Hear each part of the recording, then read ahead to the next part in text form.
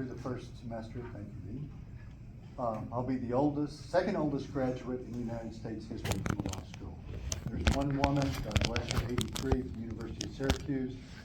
Number 2 right now is a gentleman, 71. Yesterday, I had 2 physical threats to not speak to you. Last night, I received an email from the Dean of Students, a veiled threat not to speak to you. So, I'm Hades bent. I try not to curse. I'm speaking to you, if you're wondering why I'm here. I have 5 things I want to bring to your attention in your capacity, and I encourage you to take notes. Feel free to contact me later. These are serious matters. Okay, 1, legal writing at this university, at least on this campus, is biased and prejudiced.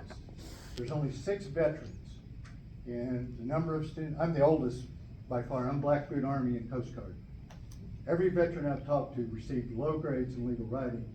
There's definitive bias against veterans and older students at this university, especially in legal writing. Facts, right? Iraq, facts. Contact Lindsay Ewan, Office of Civil Rights in Moscow. I first encountered it with one professor, was moved to another class. She warned me about retaliation. I received retaliation, received the lowest grade, 91 students. And I'm not bragging, but I don't think I'm an idiot, and I just got my GPA, thank you again, Dean, a 2.94. I got B's in all the doctrinal courses. So it was retaliation. Everyone's worried about retaliation, about speaking out about any of this. So legal writing, there's no objective standard for it. There's no body of knowledge. It's subjective based on, and one of the professors wrote a paper on gatekeeper bias. So it's a de facto gatekeeper. So that's 1.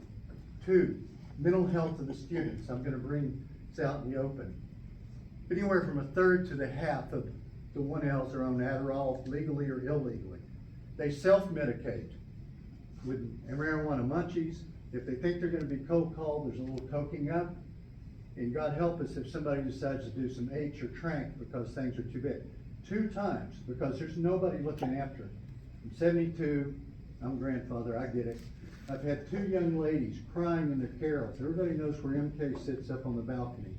Crying in their carols by themselves, not together, separate times. And I go over and I say, hey, you all right? It's just me, I don't have your budget or phone.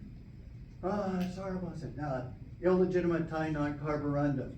Don't let them get to you. You can get through this. You have what it takes. Don't let the school rock your boat. 2 times I had to do that. The only psychological help the university's offered, we had someone come in here our 3rd week, and you can't, fiction can never match reality. Had a basket of candy and said, who's a happy student? Oh, raise your hand. And throwing candy like to monkeys at a zoo. That was the psychological assistance offered. So the first, item 1, there's probably going to be a lawsuit if it keeps up. So there's the damage. 2, someone's going to overdose or commit suicide, mental health, because there is no mental health help. I mean, there isn't. 3, item 3, physical security at this place. Over half the student body is female. Yet up until last week, there was no security guard present in the building. Only 8 to 5. So if I come in early and I stay late, I'm a glutton for punishment. Come in, there might be 1 or 2 women here, okay? After 5 o'clock, all the women get out. I don't blame them. So if we get somebody hiding back in the stacks and they're there, they ain't got a prayer. So now that, as I understand it from David, the security guard, I know all the staff here. I try to learn everybody's name, okay? We've got somebody starting to work till 9 o'clock during the week, but on the weekends, because some of us come in and work on weekends, like we were trying to have review sessions for finals, women are extremely scared to come in. So with over half the student body, let me give you some more examples of physical security. After the horrible business. MK, I'm sorry. I'm hurrying. Yeah, but the commissioners have to leave the building at 11:20. Physical security, we had nothing done after the business in Moscow. I went on Facebook and said, I'll help escort people out with their car. Nothing was done, okay? So I can give you more details. Okay, item 4, we've got a cheating scandal brewing here. Okay, we had cheating on the SBA elections, we had cheating on clickers, you guys, I had to be introduced to clickers, where you click. People were cheating on both of those. We know people are cheating on quizzes when they're remote. Nothing's being done about it, okay? Probably happened on the final. So there's a cheating scandal brewing here.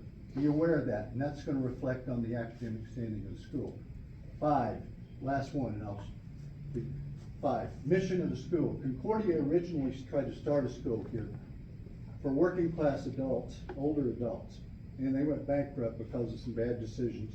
University of Idaho stepped in. That mission's been completely abandoned.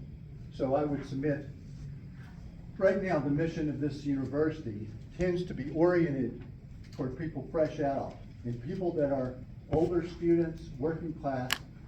That mission's been completely abandoned. And I think that's not to the benefit of the state. Boise's a state capital, wants to be a technology center. It's not gonna do that, but it's not trying to serve that mission. So there's 5 items for you, and I'm probably a bigger target than I was now, so be it, but. Thank I you would for bring bringing your that attention. to us.